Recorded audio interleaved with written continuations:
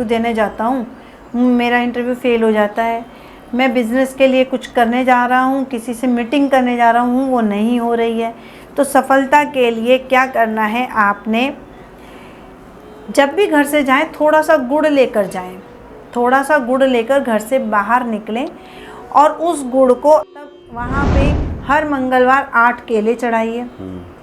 सिर्फ 8 केले चढ़ा के हनुमान चालीसा का पाठ करके जोत जला के अपनी अर्जी उनको परेशानी बता के वापस आ जाइए। जी हाँ, जी हाँ। देखना आपकी परेशानियाँ, हनुमान जी धीरे धीरे, आपको पता ही नहीं चलेगा, आपकी परेशानियाँ कम होती चली जाएंगी। किसी के मतलब मैं हनुमान जी का एक उपाय बताती हूँ। जैसे कि कहते हैं बहुत कर्जा हो गया, कर्जे से मुक्त पाने का उपाय है कि हनुमान जी को आपने हर मंगलवार को गुलाब की माला चढ़ा के आए और वहीं पे हनुमान चालीसा का पाठ करें और वहाँ पे अपनी अर्जी लगाएं। जय सिया राम। जय सिया राम।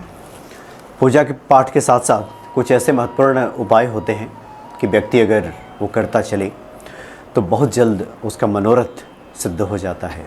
हाँ जी। ऐसे छोटे छोटे बहुत सारे उपाय हैं जिससे भक्ति भाव में भी वृद्धि होती है और हमारी जो मनोकामना है वो भी पूरी हो जाती है। पूरी हो जाती है। आज इसी विषय पे बात करने जा रही हैं प्रतिमा शर्मा जी। स्वागत है आपका।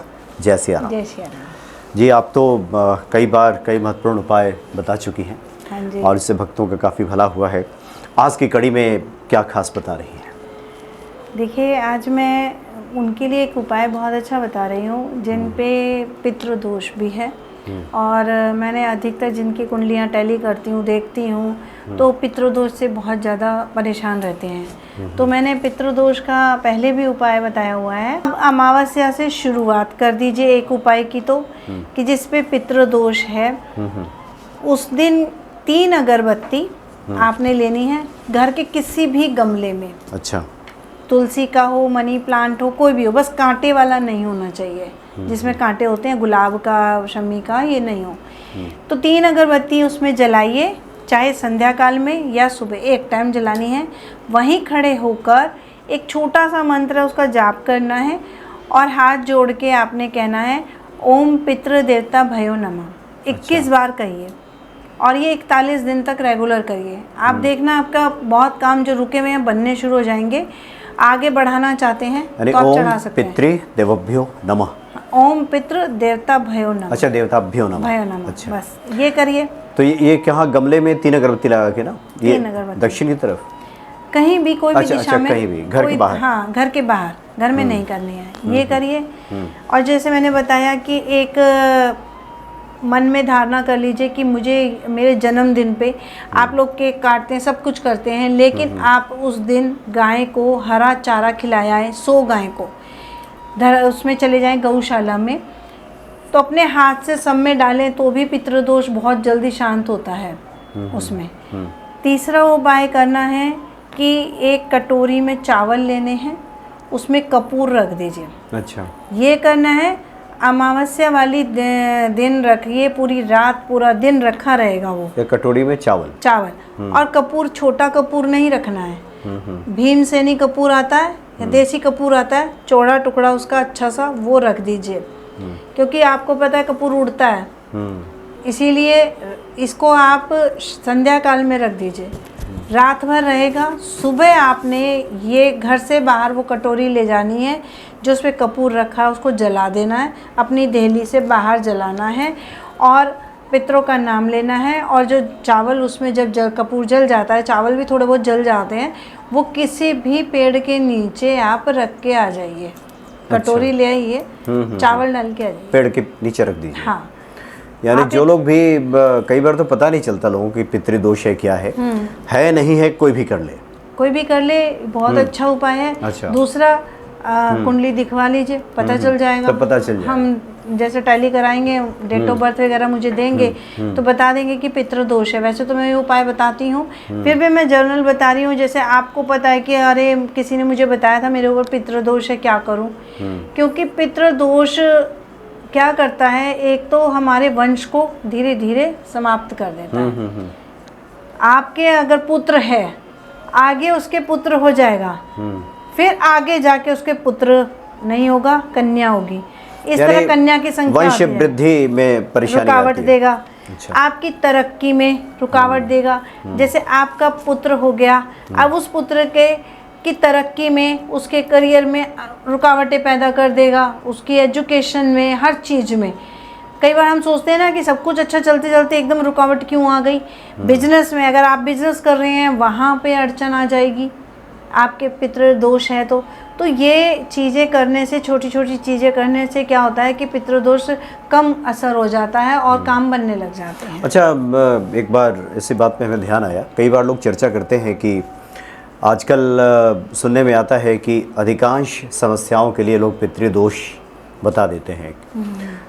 अगर मतलब ये मिलती जुलती समस्याएं होती हैं, शनि की पीड़ा है तो वही समस्या, पितृदोष है तो वही समस्या, मतलब मिलती जुलती बातें लोग अक्सर बता देते हैं। इस तरह के बहुत सारे लोगों ने लिख करके भेजा, दशाओं में आती हैं ये। हाँ, क्योंकि देखो कि ये शनि में पितृदोष का कुछ अलग से है क्या, कि हाँ ये लक्षण है, ये बता रहा है कि यही पितृदोष है। कुंडली में अच्छा। जब ग्रह ऐसे बैठे होते हैं तो उससे पता चल जाता है कि इनकी कुंडली में पितृदोष है। ऐसा नहीं है कि कई लोगों के ये सवाल भी आए हैं कि एक होता है पूरे वंश में, पूरे घर में पितृदोष लग गया, जैसे कि कहते हैं ना हमारे तो खानदान में ही पितृदोष लगा हुआ है, वो अलग होता है, कुंडली का अलग होता है। एक होता है कि पिता बोलता है या माता, मैंने सुना है बोलते हुए, अरे हमारे यहाँ तो घर में ही पितृदोष है, इसका निवारण नहीं हो रहा, शादी नहीं हो रही है। आपने देखा है कई बार जब पितृ नाराज होते हैं, पितृदोष ज़्यादा होता है, तो घर की कन्याओं की शादी नहीं होती है। सारा काम अच्छा चल रहा है लेकिन कुंवारी कन्या घर में बैठी है, एज निकलती जा रही है और विवाह नहीं हो रहा है, अड़चन आ रही है। तो जब हम पितृदोष का उपाय करते हैं, आप यकीन नहीं करेंगे, मेरे ही एक हैं जिनके घर में वो 32 इयर्स की हो गई थी, उसकी शादी नहीं हो रही थी लड़की की। दशाएं अच्छी चल रही है, शनि की महादशा में शादी हो जाती है, और सिद्धा दशा चल रही है, शनि की दशा चल रही है, सब कुछ अच्छा चल रहा है, लेकिन शादी नहीं हो रही है। छोटे छोटे उपाय जो होते हैं वो उन्होंने सब करा लिए पितृदोष के। उन्होंने कहा हम अपने वहाँ पे भी चले गए, जो हमने पितृ स्थान है, हमने सब कुछ कर दिया, लेकिन दीदी शादी बेटी की नहीं हो रही है। उधर बेटा भी बैठा हुआ है, मेरे दोनों बच्चे बैठे हैं और दोनों की एज निकल रही है, क्या करें। और वो ऐसा नहीं है, वो पूरे खानदान का पितृदोष था। मतलब कि उनके पूरे, वो जैसे कि होते हैं ना, उसके पति 7 भाई थे, तो सबके घर में कोई ना कोई परेशानियां चल रही थी। तो उनमें मैंने कहा कि आपके ये खानदान का पितृदोष है, ये नहीं कि कन्या की ही कुंडली में पितृ, उसकी में नहीं था। देखो कन्या की कुंडली में पितृदोष नहीं, बेटे की कुंडली में पितृदोष नहीं, ये खानदान का पितृदोष था, जो कहते हैं ना वंशानुगत।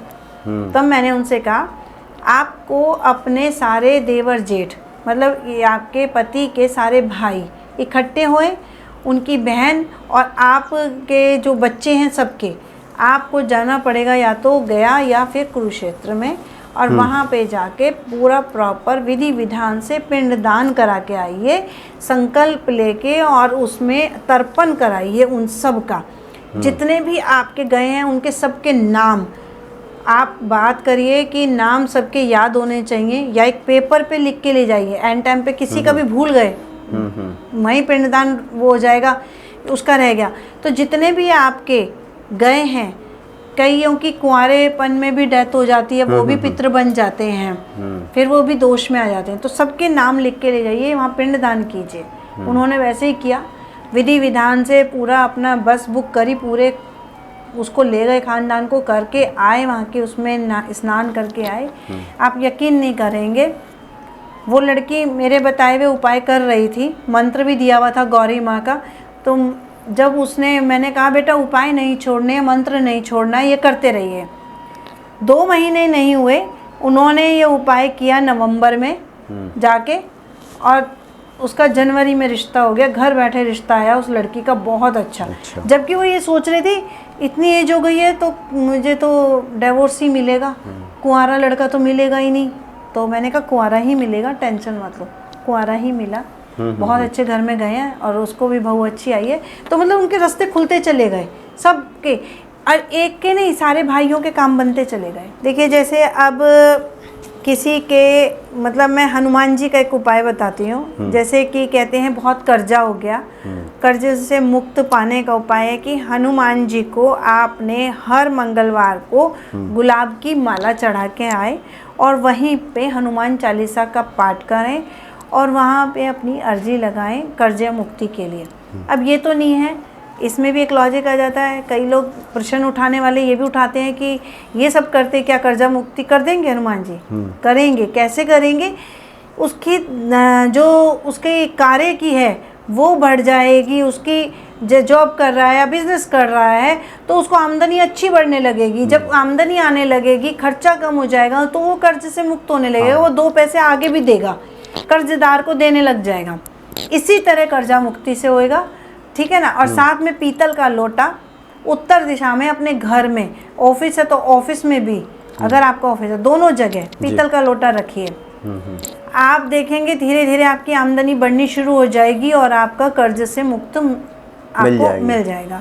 हाँ, हनुमान जी तो सब कर सकते हैं, यानी आमद का रास्ता बढ़ेगा। हाँ, और रोगों से परेशान है तो आपने मंगलवार, अब 21 मंगलवार कर लो या 41 मंगलवार कर लो, तो गुड़ चना चढ़ा के आइए हनुमान जी को। लेकिन जब गुड़ चना वहाँ चढ़ा रहे हैं, खुद कुछ भी नहीं खाना है, जो भी चढ़ा रहे हैं वहाँ चढ़ाइए। पंडित जी अपने आप बांटेंगे, आपने तो चढ़ाना है, बस आपने नहीं बांटना। चढ़ा के आइए और आपने वहीं पे हनुमान चालीसा ज़रूर पढ़नी है। और मैं तो ये कहूँगी अगर आप हनुमान चालीसा का पाठ वहाँ कर रहे हैं तो संकट मोचन ज़रूर करिए।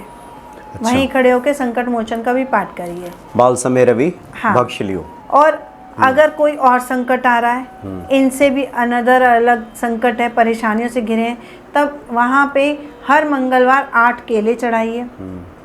सिर्फ 8 केले चढ़ा के हनुमान चालीसा का पाठ करके जोत जला के अपनी अर्जी, उनको परेशानी बता के वापस आ जाइए। जी हाँ, जी हाँ। देखना आपकी परेशानियाँ, हनुमान जी धीरे धीरे, आपको पता ही नहीं चलेगा, आपकी परेशानियाँ कम होती चली जाएंगी। जी जी। अगले उपाय की अब चर्चा करें उसके पहले एक हम जिज्ञासा ले लेते हैं जो लोग लिख करके भेजते हैं।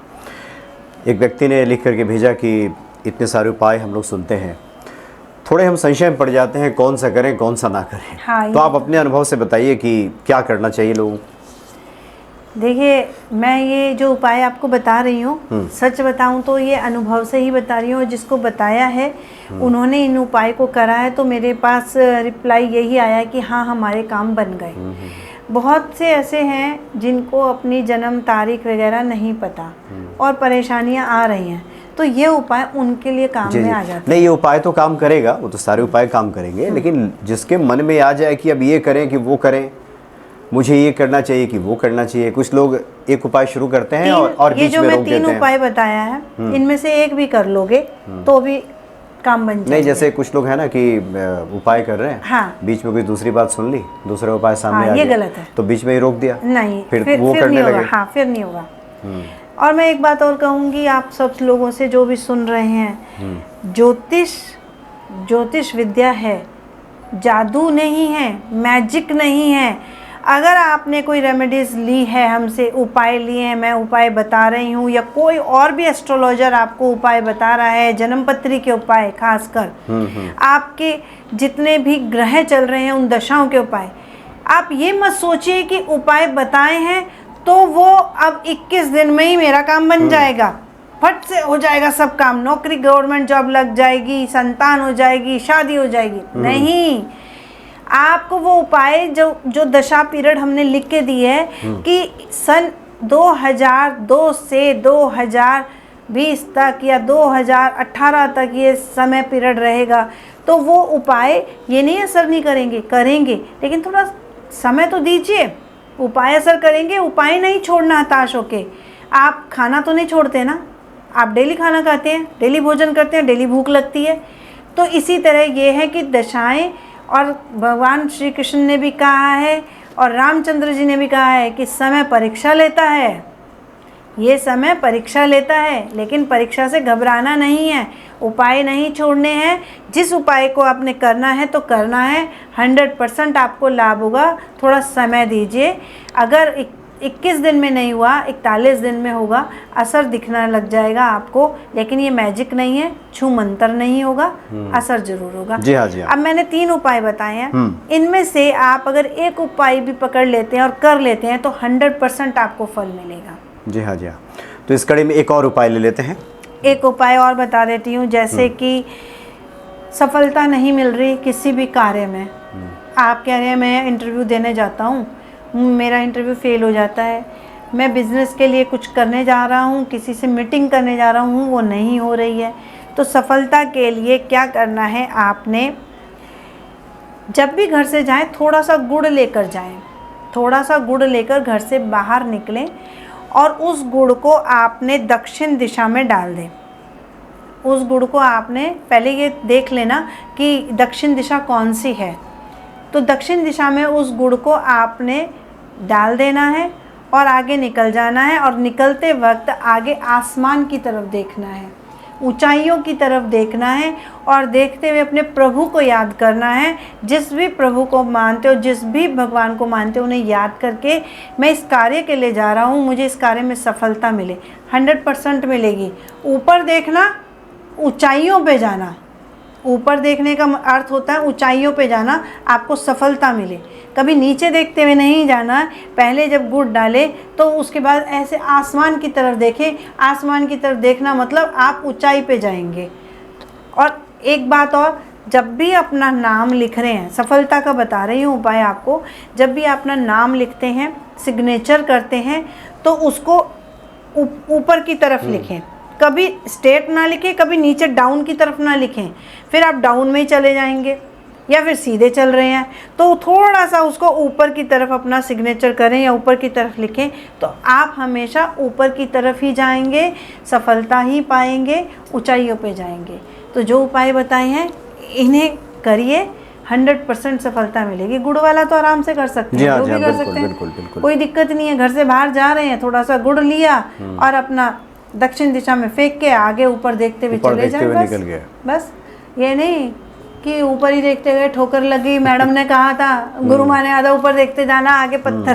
भाई आगे भी देख लेना कि नाला वाला है, थोड़ा सा ही देखना, ऊपर देखना, प्रभु को याद करना, अपनी गाड़ी में बैठना, जो भी वाहन में जाते हैं उसमें बैठना, निकल जाना। बस ये नहीं गलत मतलब मत लेना कि भाई गाड़ी में बैठे ऊपर देखते गाड़ी चला रहे हैं, स्कूटी चला रहे हैं, ऐसा एक भी बार देख लेना है कि एक बार देखना, ये सूचक है कि हमें प्रगति मिले, हाँ सफलता मिले। ऊपर देख के अपनी गाड़ी में बैठिए और चले जाइए, आप इंटरव्यू में सक्सेस हो जाएंगे। जी जी, कोई दिक्कत नहीं है। तो इन उपायों को आप कीजिए। और सबसे बड़ा जो मूल मंत्र है वो ये है कि जब भी कोई उपाय, कोई अनुष्ठान, कोई पूजा शुरू करें तो उसके परिणति तक पहुँचें, पूरा करें, बीच में ना छोड़ें, और उसके बाद फिर कोई अन्य उपाय करें। मन मत भटकाएं कि आज मेरी वीडियो देखी, मेरे उपाय किए, कल किसी और की वीडियो देखी, मैंने जो बताया वो बीच में छोड़ दिए, दूसरे के कर लिए, या फिर आपका ही कोई दूसरा उपाय आ गया, दूसरे उपाय तो दूसरा। देखिए ये सारे उपाय मैं इसलिए स्पष्ट कर रहा हूँ कि ये सारे उपाय इसलिए बताए जा रहे हैं कि जिसके रुचि का जो उपाय है वो कर ले। हाँ। और कई बार होता है कि उपलब्धता भी नहीं होती, जैसे विदेश में कुछ लोग हैं, सामग्री उपलब्ध नहीं है, तो कुछ ऐसे उपाय कर लें।